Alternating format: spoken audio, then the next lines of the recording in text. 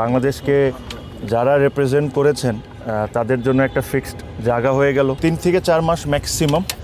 আমার মনে হয় না এর চেয়ে বেশি লাগবে যে স্পিডে কাজ চলতেছে, বিকজ বাজেটও আমরা অ্যাপ্রুভ করে নিয়েছি বোর্ডে, কাজও দিয়ে দিয়েছি অলমোস্ট। কিছু প্রসেস মেনটেন করতে হয়, প্রসেসটা তারা মেনটেন করছে। এই ভিতরে ইন্টারনাল কাজ তো আমরা নিজেরাই করে নিতে পারবো, যেখানে তো একটা সেট আপ ছিল ওগুলা ভেঙে চড়ে ডিজাইনিংও হয়ে গেছে মোটামুটি সব কিছু। সো আশা করি আমাদের বাংলাদেশকে যারা রিপ্রেজেন্ট করেছেন তাদের জন্য একটা ফিক্সড জায়গা হয়ে গেল। ওনারা আসবেন, ওনারা এসে ওনাদের দলকে সাপোর্ট করবেন, খেলা দেখবেন। মাঝে মাঝে যখন খেলা থাকবে না তখন এসে এখানে গল্প করবেন, কফি খাবেন, ব্যালকনিতে বসবেন, মাঠের ভিউ এনজয় করবেন। এটা ওনারা ডিজার্ভ করেন। আর আমি মনে করি যে এই জিনিসটা হওয়া খুব দরকার, আর এটা অনেক আগে হওয়া উচিত ছিল, বাট ফর সাম রিজনস এটা হয় নাই। বাট এটা দিয়ে আমরা স্টার্ট করছি, হয়তোবা ইনশাল্লাহ আমাদের ন্যাশনাল টিমের ক্রিকেটার্স, তারপরে আরও যারা এক্স ক্যাপ্টেন যারা ছিল তাদের জন্য কিছু করতে পারে নাকি। ইভেনচুয়ালি আরও অনেক ক্রিকেটার আছে, ওদের জন্যও ভাবতে হবে, ওদের জন্য আমরা কি করতে পারি ভবিষ্যতে।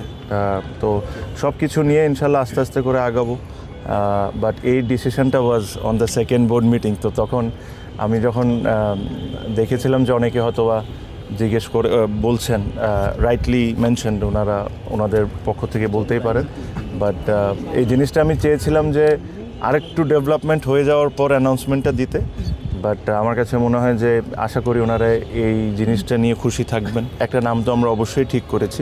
We have to be very careful যে আমরা কাকে কাকে ওই নামগুলো সম্মান দিচ্ছি, বিকজ একটা নাম দিয়ে দিলাম, আরেকজন কষ্ট পাইলো, তো হয়তোবা যখনই যারই নাম দিই কেউ না কেউ এটা নিয়ে একটা অবজেকশন থাকতেই পারে। তো এটা নিয়ে আমরা প্ল্যান করছি যে আসলে কোন ফরম্যাটে যাব, হোম টাউনে হোম প্লেয়ারদের নাম দিব না ন্যাশনাল স্টেডিয়ামে ন্যাশনাল প্লেয়ারদের নাম দিব। আবার কিছু এখানে অর্গানাইজার্স আছেন, তাদের বাংলাদেশ ক্রিকেটে ম্যাসিভ কন্ট্রিবিউশন, তাদেরও নাম থাকা উচিত আমি মনে করি। তো এটা একটা প্ল্যান করছি, আশা করি এই অ্যাডক কমিটি থাকতে করতে পারবো না কিনা এটা জানি না। বাট ইলেক্টেড বডি যখন আসবে, আর আশা করি যদি আমরা ইলেক্টেড হই, এটা আমার খুব ইচ্ছা। আমার কাছে মনে হয় যে বাংলাদেশের ক্রিকেটাররা ডিজার্ভ করেন।